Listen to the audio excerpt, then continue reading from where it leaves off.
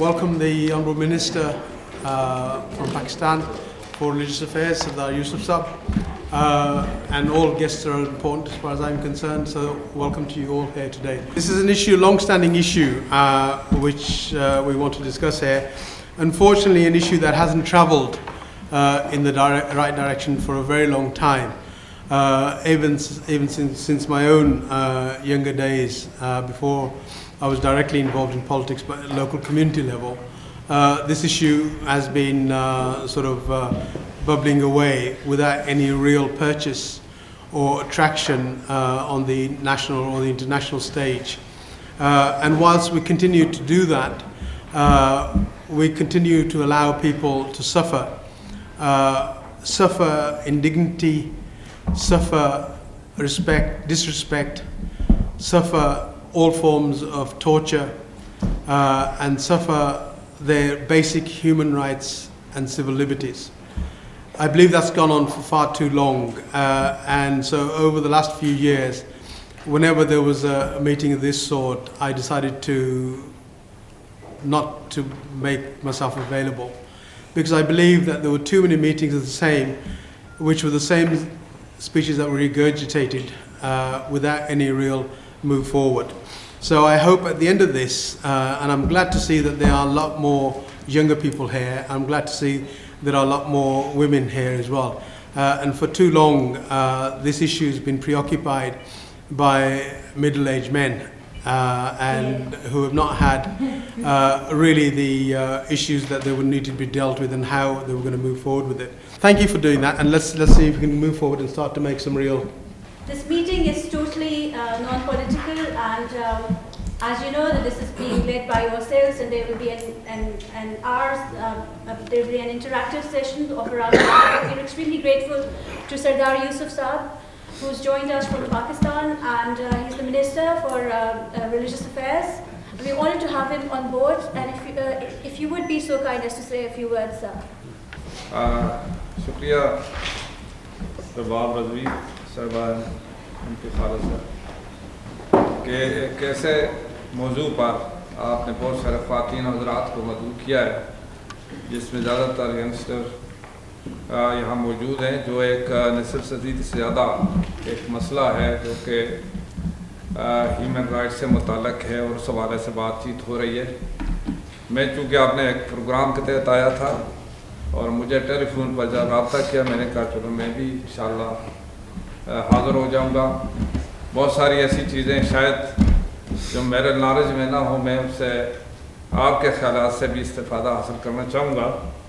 اور بہتر تو یہ تھا کہ میں اگر انگلش میں اچھی طرح بات کر سکتا، لیکن میرے لیے ذرا مشکل ہے ایکسپریس کرنا اپنے جذبات کا. تو اس حوالے سے جس طرح کے فنڈامنٹل رائٹس ہیں، ہر شخص کے دنیا اس وقت اسی لیے اپنی جد و جہد کرتی ہے کہ اس کا حق اسے ملے، چاہے وہ دنیا کے کسی بھی ملک میں رہتا ہے. اسی حوالے سے جو نصف صدی سے زیادہ جو کشمیری جو ہیں وہ اپنے فنڈامنٹل رائٹس کے لیے جد و جہد کر رہے ہیں اور سیلف ڈٹرمنیشن کے حوالے سے یعنی دنیا ان کی حمایت کرتی ہے، اس میں پاکستان بھی حمایت کرتا ہے، یو این او میں بھی یہ بات جو قرارداد پاس ہوئی، اسی حوالے سے یہ ایک سٹرگل جاری رہی ہے. اور میں بھی یہ سمجھتا ہوں کہ میرے لیے ضروری نہیں کہ میں اپنی بات کروں، میں تو یہ چاہتا ہوں کہ آپ کی بہت ساری باتیں میں سن سکوں اور اس سے جو ہم اس حقوق کے لیے لڑ رہے ہیں، اگر سارے ایک جائنٹ ایک ہماری ایک سٹرگل ہے آپ کی ہماری سب کی، جو دنیا میں اگر رہتے ہیں، جو دنیا میں امن قائم رکھنا چاہتے ہیں، آزادی قائم رکھنا چاہتے ہیں اور جو انسانی حقوق کے لیے کام کرنا چاہتے ہیں، تو وہ سارے مل کر کام کریں. یہ سب سے بڑا مقصد ہے، اور اس مقصد کے لیے جو لوگ اگر سٹرگل کر رہے ہیں وہ قابل قدر ہے. میں تو ان کو سلام کرتا ہوں اور ہم امید رکھتے ہیں کہ ہم اسی طریقے سے آگے جا کر کامیابی بھی حاصل کر سکتے ہیں. بہت شکریہ جی مجھے بلانے کا، مجھے موقع دینے کا، کہ یہ مجھے صرف ایک سن کر بڑی خوشی ہوئی کہ جو اس طرح کی جو آرگنائزیشن کام کر رہی ہیں، ظاہر ہے کہ یہ اپنے جو کام جو جاری رکھیں گی تو بہت بڑے پوری دنیا میں اس کے لیے आवाम के लिए, लोगों के लिए, इंसानियत की बेहतरी के लिए काम हो सकेगा। बहुत शुक्रिया। May I now request, as I said, that this is a youth-led conference, so the youth are going to speak, or the people who we consider to be young. And Lord Ahmed, please, Mayor, because obviously you have been struggling for this, and would you please like... Rubab, first of all, thank you very much, and I'm a young uncle to you, so I think I can say a few words. It's an honor and a pleasure to speak in this particular meeting, although 20 years ago, when I first met Victoria Schofield, we were talking about Kashmir, and then I launched her book in Rotherham as a counsellor and had the pleasure of working with her for many, many years. And if I can ask you to put your hands together for a round of applause to say thank you to Victoria. And although Owen Bennett-Jones is not here on this table, but at the back, he is someone who is passionate about reporting on matters truly for the BBC about Pakistan. And I remember traveling with Owen when we went to Pakistan with Mr. Nawaz Sharif. And he knows that I was the one who was negotiating his landing in Islamabad, but people have forgotten that now. So let me come back to Kashmir. It really is, the reason why I said it's a pleasure and an honor, because I have never seen so many young people who've come together to talk about Kashmir here in this parliament. We get the same uncles and we get the same sisters and brothers who come and talk about it.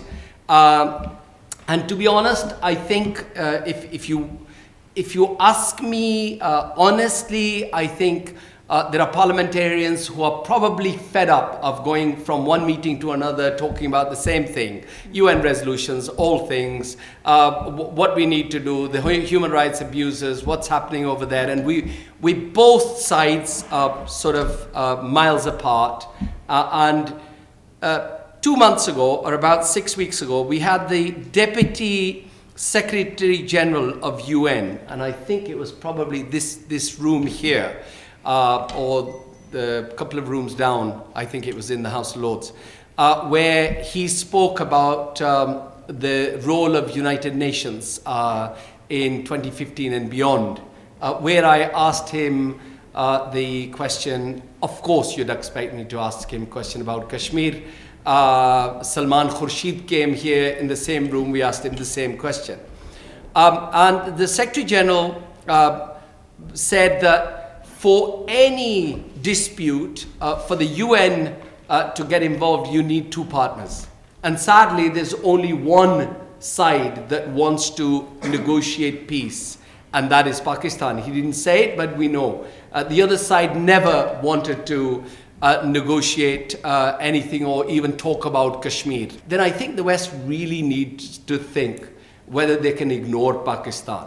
Because even the Russians, even Putin has now shown some friendly signs towards Pakistan.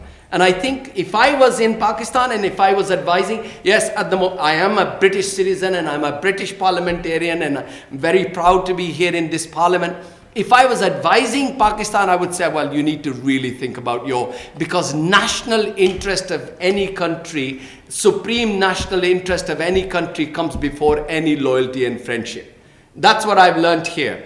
And quite frankly, if Pakistan is not getting it from elsewhere, if the international community is willing to help resolve Kashmir, well and good. If not, then they should look away and look somewhere else. Thank you very much.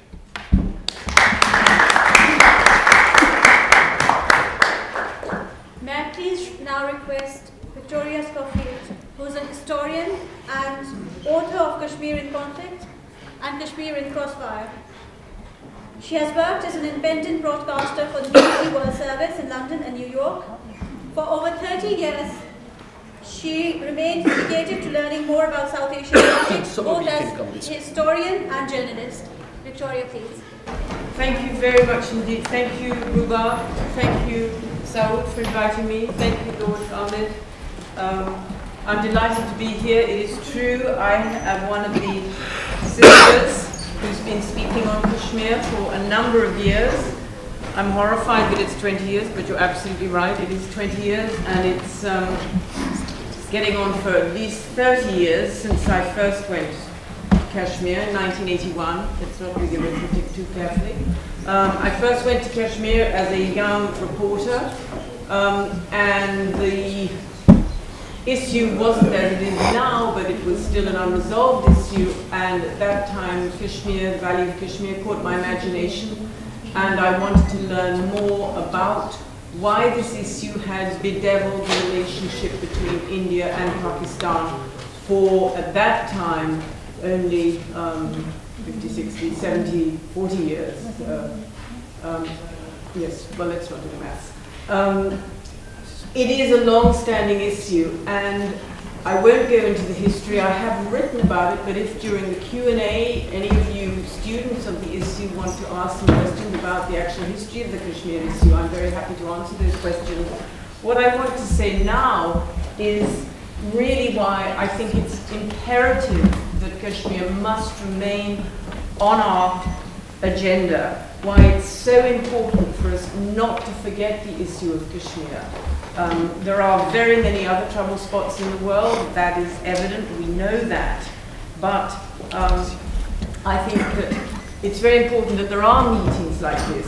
What I agree that sometimes we go to meetings, the same things are said, the same rhetoric comes out, and it gets a little bit of disappointing. We feel we're not making progress.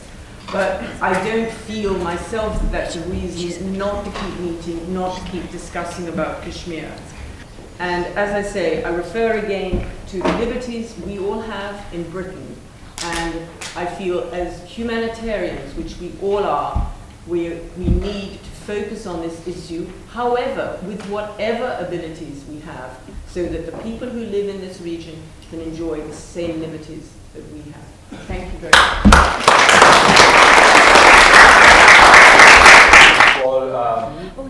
Congratulations, Rubab, your team in Boston, Ashimera, Saad Sultan. You all made a brilliant effort in bringing us together, the youth of Pakistan and the Kashmir, on the issue, which I think got a hype after, especially after the recent Kashmir Million March at Trafalgar Square. And I think it's a good follow-up of that event as well. And this, what you have started, this seed you have sown in the youth of Pakistan, I think it will definitely help the Kashmiris. May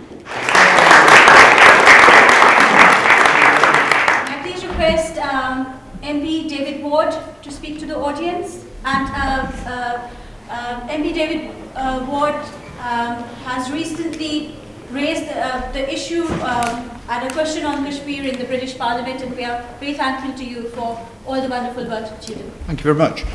And how good it is to see so many young people here, I have to say. I'm still relatively new Member of Parliament, although I was involved politically in Bradford for many, many years as a councillor before I came here in 2010. So I guess I started going to meetings on Kashmir 30-something years ago, predominantly, obviously, within my own area. And what typically happens at these meetings, and I probably have gone to 300, easily 300. There are in fact 3 meetings on Kashmir. There are in fact 2 meetings on Kashmir going on now, this one and another one somewhere else in Westminster, and there is another one on Wednesday on Kashmir. So we haven't had a shortage of meetings if we've had a shortage of outcomes, but not shortage of meetings. So I've been to possibly 300 odd meetings, most of them in my own constituency before I came here, but then I say a great number since I arrived. And I have to tell you that the format, particularly in Bradford, when I have the meetings, is pretty much the same, really. It's just where we have a lot of people turn up, particularly if there's some food that's offered, and there are 20 or more speeches, which can go on for several hours, many of them in Urdu, and then each person who comes up tries to prove that they are more passionate about this issue than the person before them. They all say we cannot go on having meetings like this because we've had these meetings before, but they all go to the next meeting that they have and say we cannot go on having meetings like this because we've had them before, but they then come to the next meeting and so on. And we've even gone past now saying we can't come to meetings like this anymore. They keep saying we can't go to meetings at which we say we can't keep going to meetings. But nothing really happens. That creates a huge frustration. The line from the political parties, I'll have to tell you, is pretty weak in that you will be given, particularly if you're not really familiar with the issues, you'll be given a standard response, which is to go along. What do I say when I go to these meetings? Well, you need to go along, you need to say something about United Nations resolution, you need to say something about the plebiscite, how much you support self-determination, and you'll get a round of applause for that. And then you can sit down and later have some food. That is how the debate is being conducted, and it seems to have satisfied many people for many, many years, but it's clearly not good enough, and something needs to change. Now, the good news is that I think there has been a change since I came in here in the all-party group. I'm on the all-party parliamentary group, and many have been on it for many, many, many years. And I think it has had a bit of a revival. There are far more women now who come to the group than there have ever been before, which is a very welcome new development.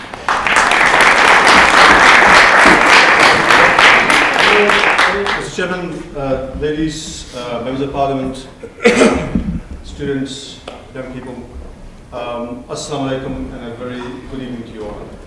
My apologies for coming late and eager to go quicker.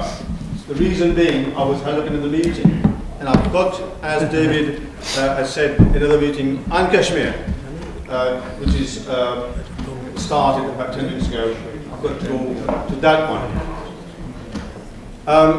Let me say, I couldn't disagree a word that David Ward has said.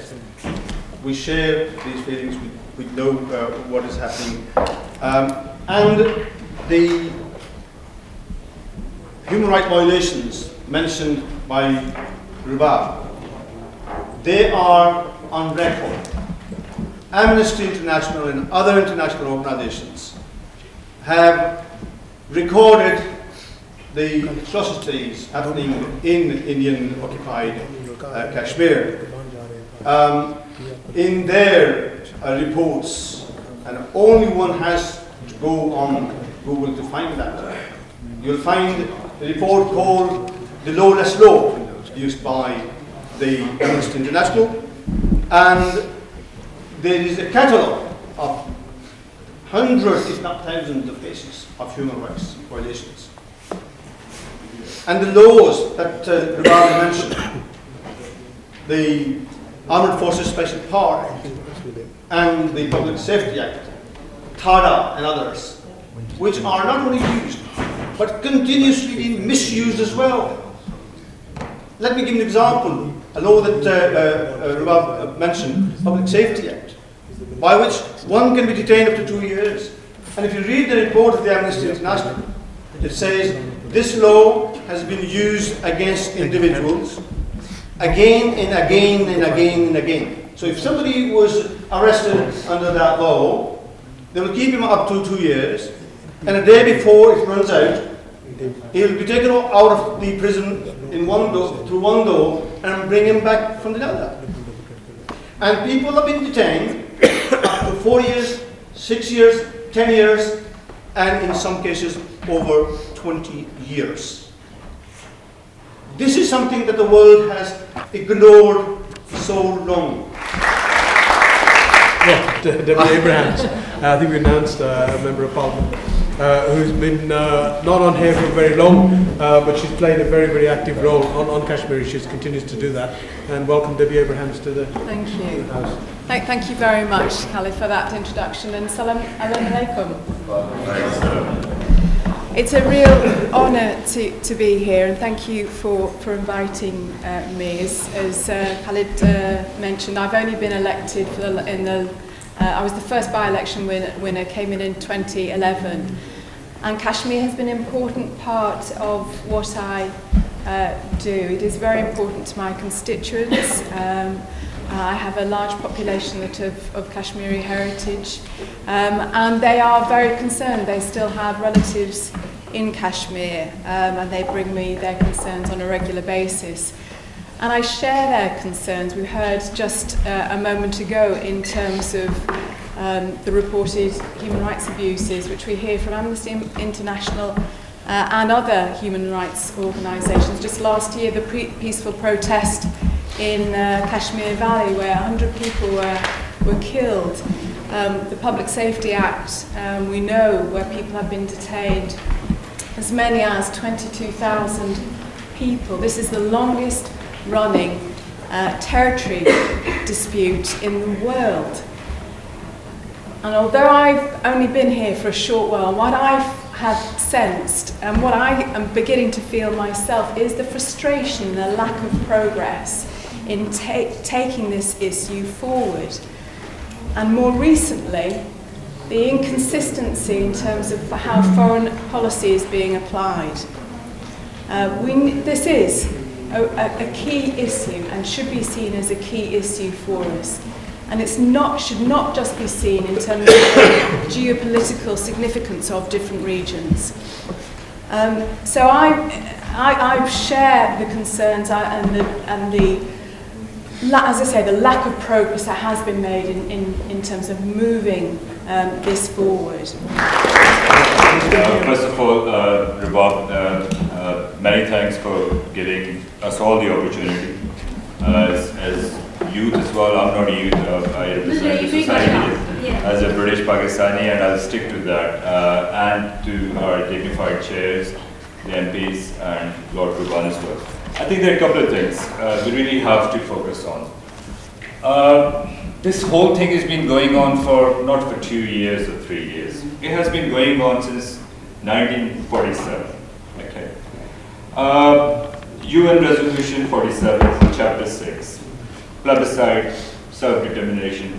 I have grown up listening to all this, and I'm sure all of our friends there, they have listened to this from their parents and so forth. Let's go into the major cause and the issue for that. I mean, when you develop institutions, the West, I mean, I'll go back to India and Pakistan in a while as well. West has developed institutions, UN, and we have Western democracies here as well. And when you develop an institution, that institution is developed with a sense of responsibility and with some action to be taken. All the numerous resolutions we have in Kashmir, all the major human rights activists like you have filed reports after reports of all the torture that is taking place. I think it's a matter of conscience as well that it's very easy for me to say and stand here and say 5,000 people have been killed. But do we actually really know what does that mean when you say 5,000 people have been killed? I'm just giving you a small portion, an iota of that example.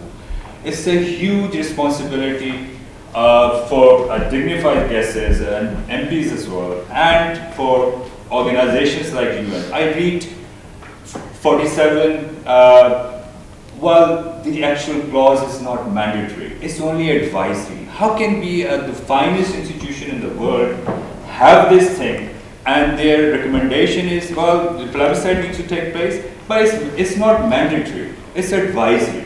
70, 60 odd years have gone past. How long will we carry on debating around this? How long will we carry on forming committees around it? And things like that. We need to really be going towards the solutions. Where is the solution? Solution is very simple. As Lord Kurban said, well, the youth is standing here. Youth should engage. How can the youth get engaged when you have, if this is the most focused area of today, we are talking about Kashmir, we have a dignified guest here. What is happening here on the other side of the road today? Why are we entertaining people who have nothing to do with Kashmir?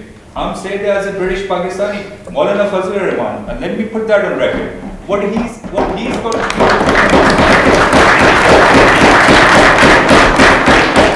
I believe youth involvement is imperative because they are the future leaders of Pakistan, India or Kashmir. Hence they play a key role in deciding the future of Kashmir.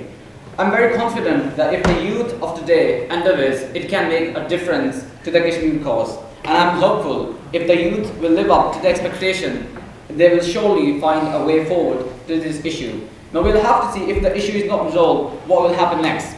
Well, there are a lot of questions that come to one's mind. Will the innocent Kashmiris be murdered, tortured and raped for the next 60 years as well? Will the line of control continue to divide families? When can the peace be restored in the region? Considering these dire consequences that the issue can have in the future, not enough attention has been given and not enough genuine attempts have been made to resolve this issue. No doubt the title of the conference exactly reflects what I'm trying to say, Kashmir, the Forgotten Paradise. I think I'll just make a short speech and I will move on to the question and answer session, which will be headed by Victoria Schofield. So all of you can raise your hand and you can ask questions from Victoria Schofield. Now, the first thing that comes to my mind is that we've all heard from people stating that in order for a dialogue to happen actually, there need to be two parties. We, as Pakistan, we are willing to move forward, we are willing to talk about peace.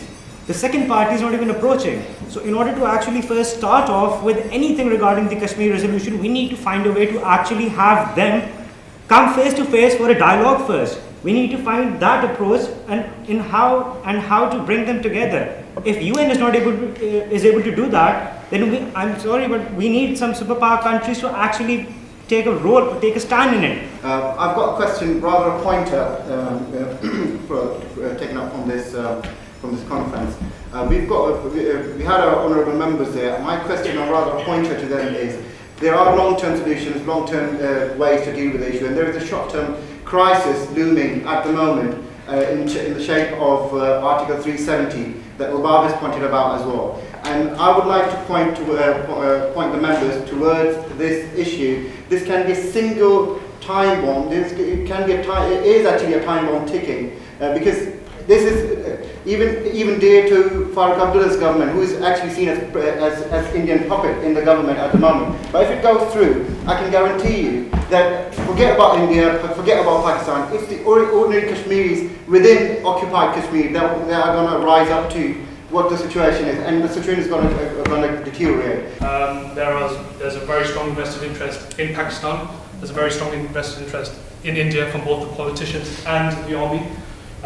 We have two very poor nations, right, investing immense amounts of wealth, right, into Kashmir, right, but not into the infrastructure of Kashmir, but to militarize the whole situation, right, instead of putting that money into their own countries, right. We have tensions that are going to continue until we have a diplomatic resolution. But how do we get that? Obama recently said that we need to send an envoy to this area, we need to have a resolution. But that was quickly dropped. I think his name was Richard Holbrooke, right? And that was dropped in 2009. He wanted to actually send Bill Clinton, that would be fun, right? So that was clearly dropped. So who's actually going to help these two superpowers who are armed to the teeth, are relatively poor, to come to a compromise?